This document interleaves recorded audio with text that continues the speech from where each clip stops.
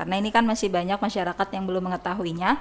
Kira-kira bisa dijelaskan dulu bagaimana tingkat kedudukan keputusan di Komisi Pemilihan Umum KPU Ya. Kabupaten Kota itu menyampaikan usulan rancangan keputusan KPU oleh Ketua KPU dengan dilakukan penandatanganan.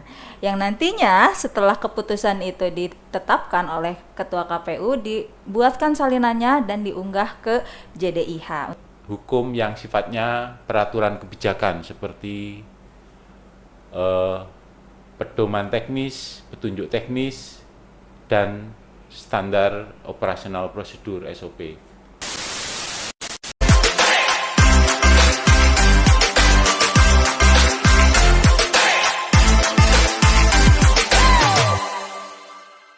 Assalamualaikum warahmatullahi wabarakatuh. Halo teman pemilih, kembali lagi di podcast KPU Kota Kediri yang jadi sarana sosialisasi, edukasi, dan informasi seputar pemilu dan pemilihan khususnya di wilayah Kota Kediri. Pada episode kali ini, saya akan berperan menjadi host podcast KPU Kota Kediri dan perkenalkan nama saya Diti. Semoga obrolan kita nanti bisa bermanfaat tidak hanya untuk saya, tapi juga untuk teman-teman yang mendengarkan. Nah, pada episode kali ini kita akan membahas sesuatu yang penting tapi jarang atau bahkan mungkin belum banyak orang yang tahu, yaitu tentang tata cara pembentukan keputusan di Komisi Pemilihan Umum. Maka dari itu, kita mengundang narasumber yang luar biasa, yaitu Ketua Divisi Hukum dan Pengawasan KPU Kota Kediri, Bapak Imam Rafiq. Selamat pagi Pak Imam, bagaimana kabarnya?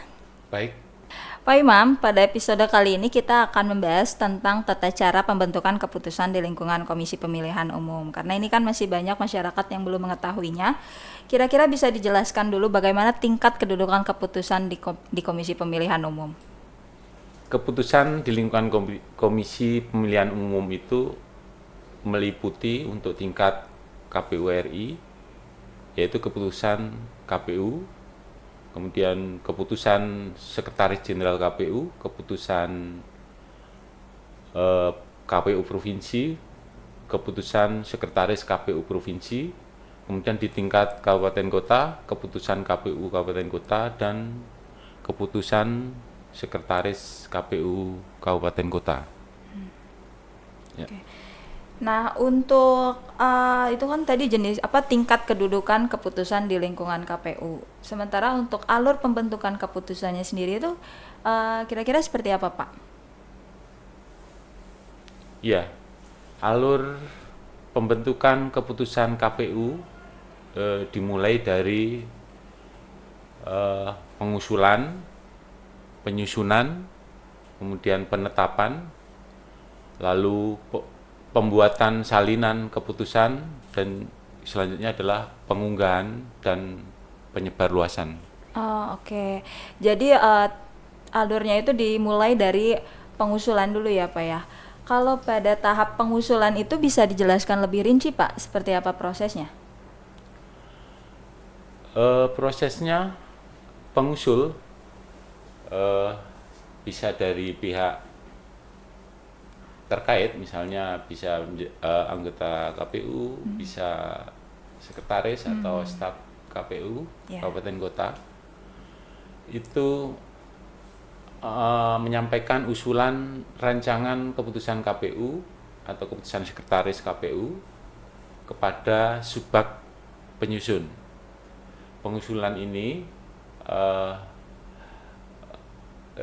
dilampiri dengan sistematika dan naskah salinan konsep digital dari rancangan keputusan dimaksud. Jadi setelah usulan masuk itu tadi ada tahap penyusunan juga ya, Pak ya. Nah, kalau di tahap penyusunan ini kira-kira apa aja yang jadi perhatian utamanya? Seperti apa prosesnya atau gimana gitu? Subbag penyusun melakukan penyusunan rancangan keputusan yang diajukan oleh pengusul dengan melakukan penyelarasan ya. Biasanya begitu sesuai dengan juknisnya. Penyelarasan rancangan keputusan terhadap peraturan perundangan yang lebih tinggi atau sederajat, kemudian terhadap peraturan KPU, dan juga terhadap teknik penyusunan peraturan perundang-undangan.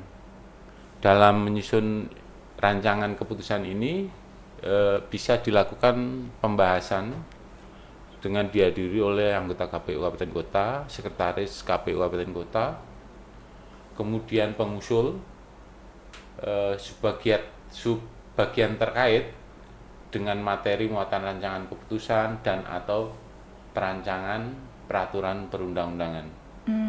Gitu ya. Berarti harus ada rancangan keputusannya dulu yang tersusun ya Pak ya. Jadi kalau rancangan keputusannya sudah tersusun, itu langkah berikutnya apa Pak? Langsung ada disetujui atau ada proses verifikasinya dulu? Atau seperti apa? Setelah rancangan keputusan tersusun, Kepala Subbag Penyusun membubuhkan para persetujuan terhadap rancangan keputusan dan menyampaikan rancangan keputusan tersebut kepada pengusul.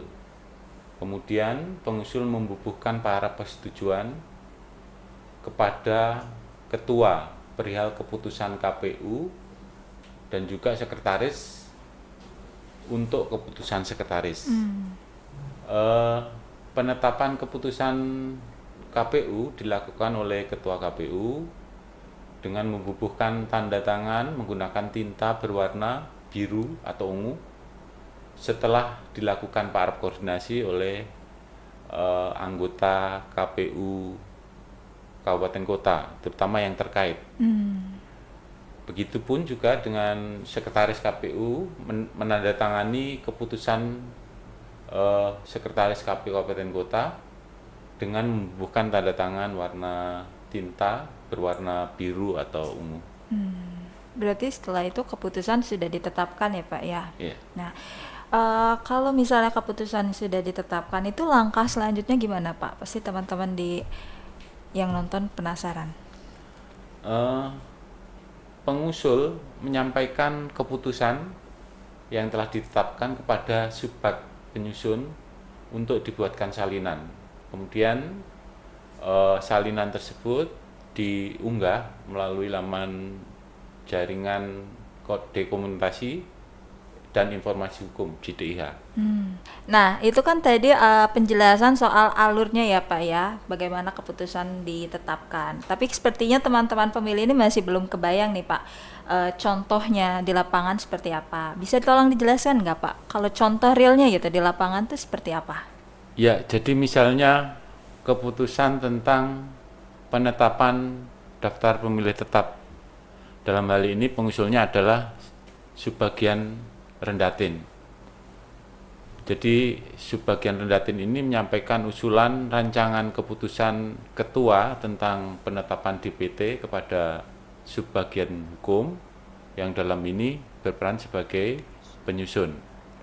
Kemudian subbagian hukum melakukan penyusunan rancangan keputusan tentang DPT itu dengan melakukan penyelarasan rancangan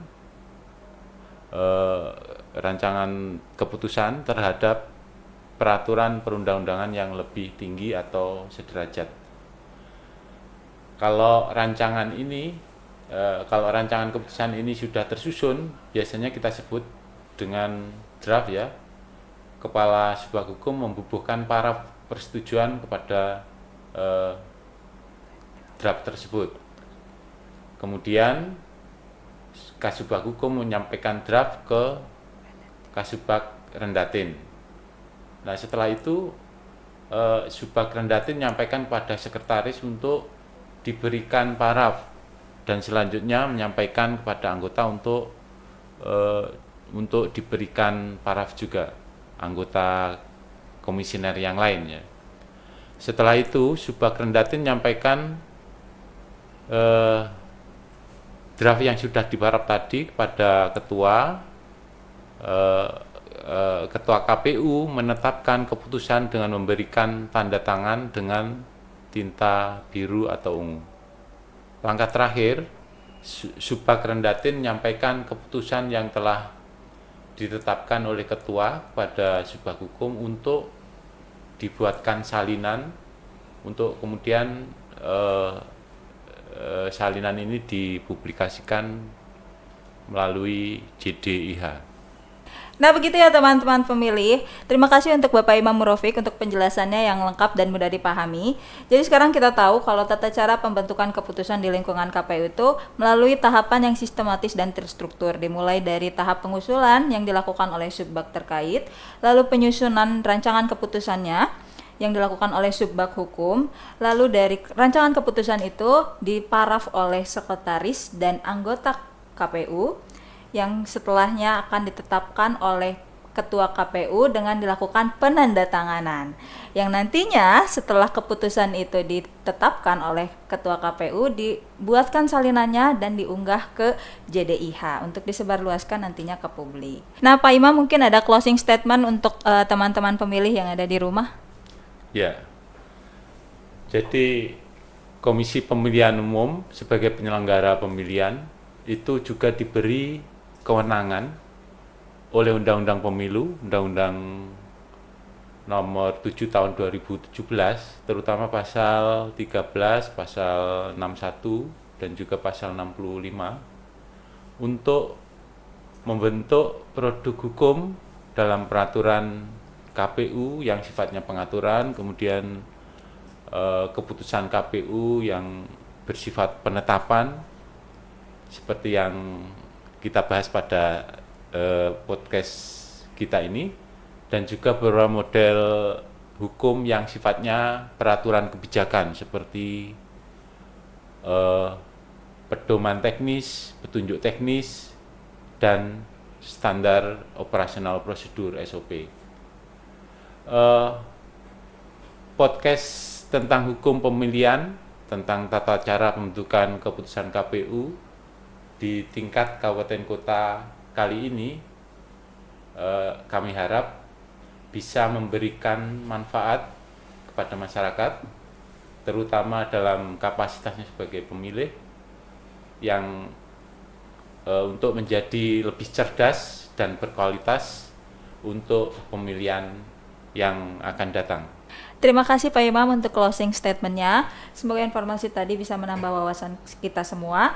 Untuk teman-teman, jangan lupa like, komen, dan subscribe video podcast kita, dan follow semua sosial media KPU. Saya Diti, pamit undur diri. Wassalamualaikum warahmatullahi wabarakatuh.